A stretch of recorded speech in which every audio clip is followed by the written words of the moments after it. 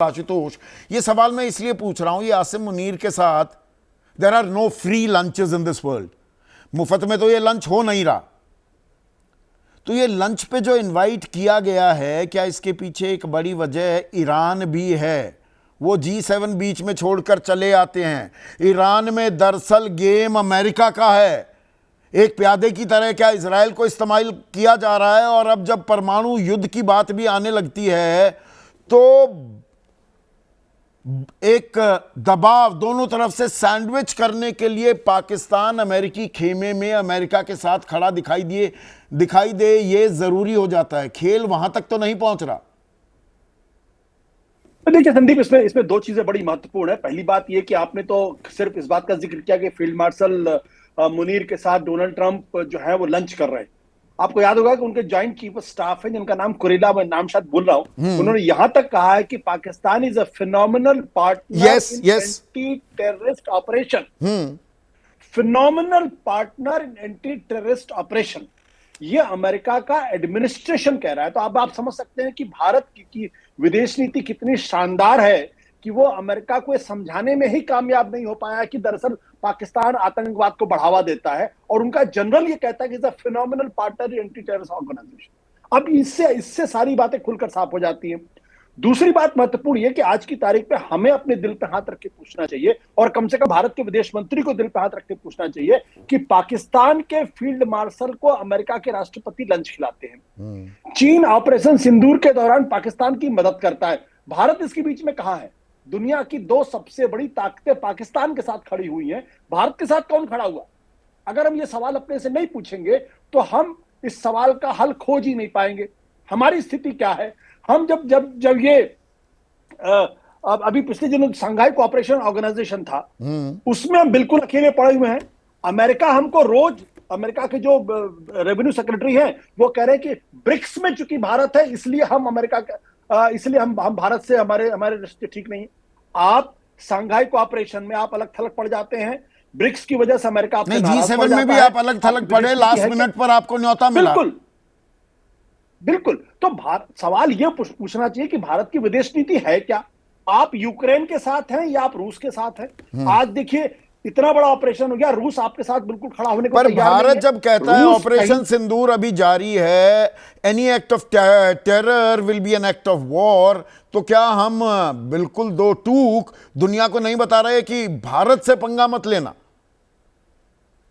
नहीं, अगर हमारी बात दुनिया समझ रही होती तो फिर पाकिस्तान के आर्मी चीफ को डोनाल्ड ट्रंप लंच नहीं खिला रहे होते कम से कम। और लंच पर हम ज्यादा तवज्जो दे रहे हैं क्या? लंच से ज्यादा तो जो आर्थिक मदद हो रही है, देखिए पाकिस्तान को जो बैसाखी मिल रही है, आर्थिक बैसाखी, चाहे वो ADB हो, चाहे वो वर्ल्ड बैंक हो या इंटरनेशनल मॉनेटरी फंड, वो बहुत अहम हो जाता है।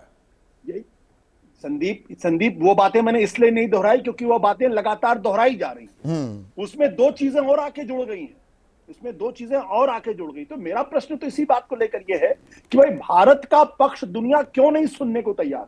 अमेरिका का ये एक बड़ी समस्या उभरकर सामने एक मिनट सुनने को सामने। बृजमोहन श्रीवास्तव, क्या ये एक बड़ी समस्या हो गई है?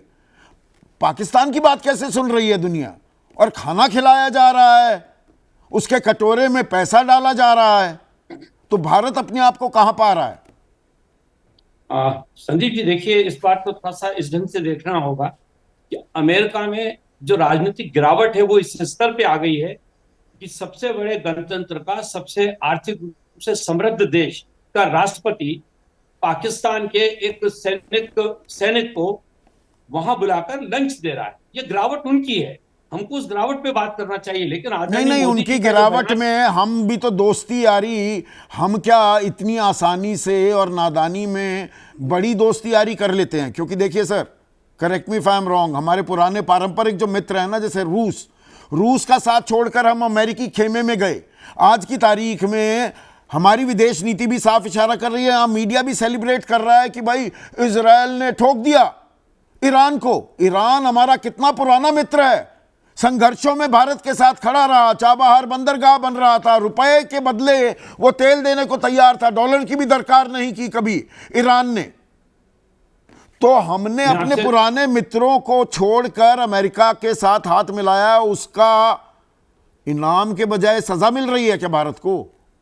और संदीप जी देखिए, विदेश नीति पे बहुत ज्यादा मेरी तरफ से कहना शायद ठीक इसलिए नहीं होगा कि इस पे बहुत सारे अंदर के बहुत सारी ऐसी जानकारियां भी होती हैं जिनकी जानकारी हम लोगों को नहीं होती। लेकिन यहाँ मैं एक बात जरूर कहना चाहता हूँ कि जब दो देशों के बीच में बात होती है तो वहां इस प्रकार से बात नहीं हो सकती कि जैसे हम आप में एक दूसरे से नाचपाकी रखते हुए बोल देते हैं।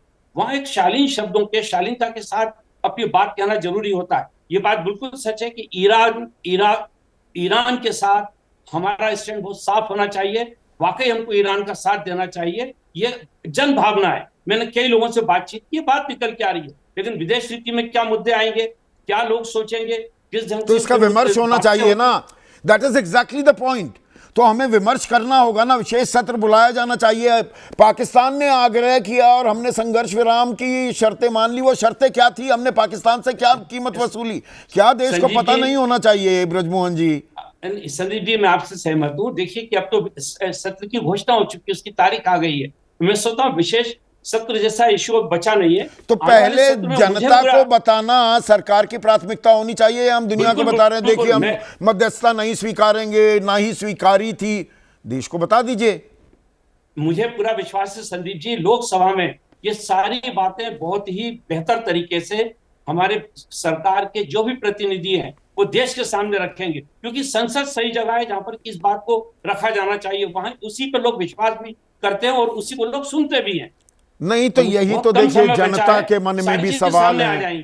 अब यहां पर थोड़ा अति उत्साही कांग्रेस भी दिखाई देती है, फेक न्यूज भी फैलाती दिखाई देती है। इससे यहां सरकार की बात नहीं मैं कर रहा हूं, देश और हमारी विदेश नीति वो सवालों के घेरे में नहीं आती क्या, जो दरअसल गैर जरूरी है।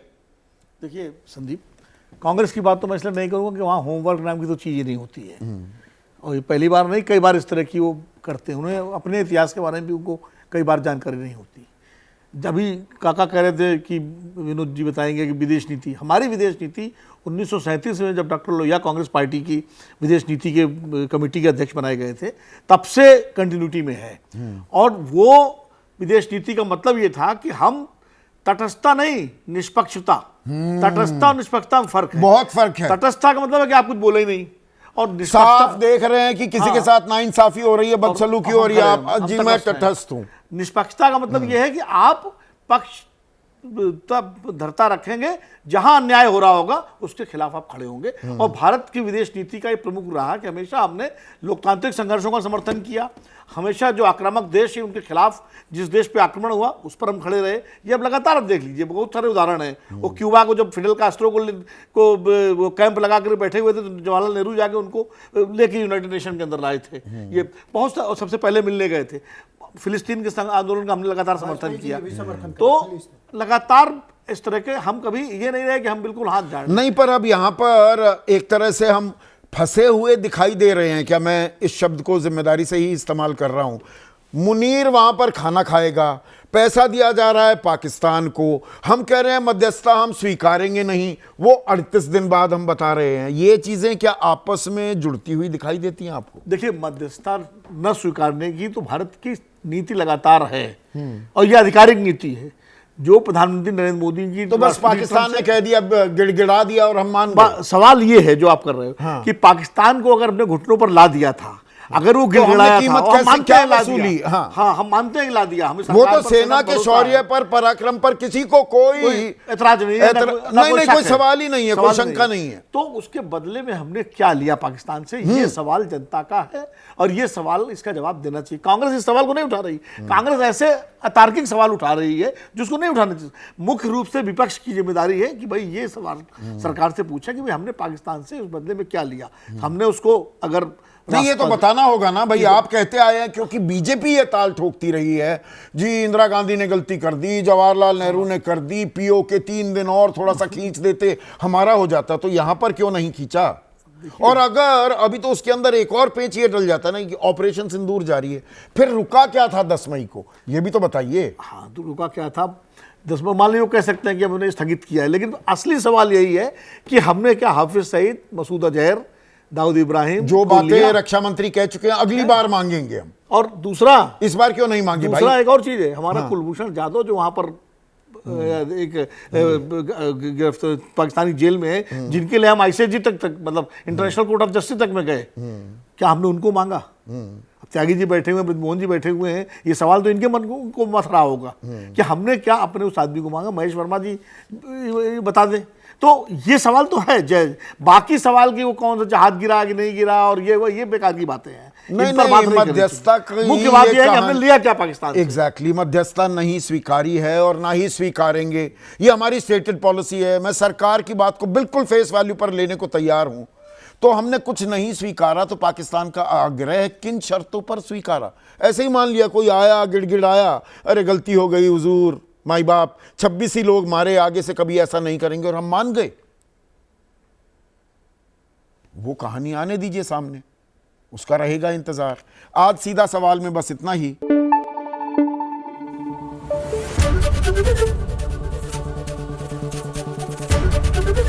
ABP न्यूज आपको रखे आगे।